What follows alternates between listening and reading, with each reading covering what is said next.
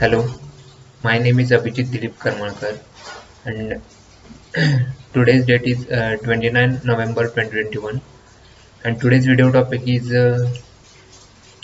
interface. So, in interface, we see how use interface in Java, advantages of interface, how to declare interface in a Java. So, and we will starts with the interface definition. First one is interface is a blueprint of a class It has a static constant and abstract method.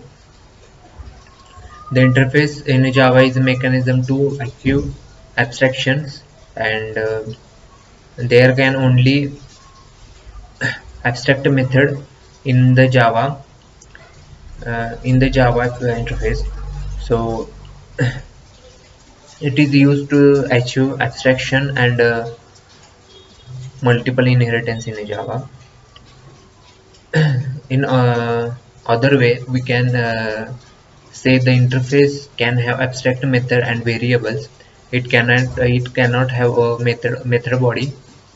Java interface is also represent has a relationship, and it cannot be initialized just like the abstract class. It is initialized only a class method. uh, in abstraction uh, we have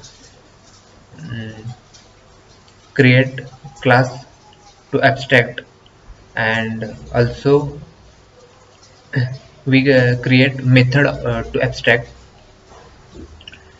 So this is a uh, abstract, and opposite side interface is a to achieve interface we can only achieve only write interface in a class. So why use Java interface? There are mainly three reasons to use interface in a Java. It is used to achieve abstractions, and it is by interface we can support a functionality of multiple inheritance. It can use to achieve a loose coupling. So this is the three uses in a Java interface. So how we declare interface in a Java? Interface is declared by using an interface keyword. It is provided total abstractions, means all the method in the interface are declared in a empty body. All the fields are public, static, and final by default.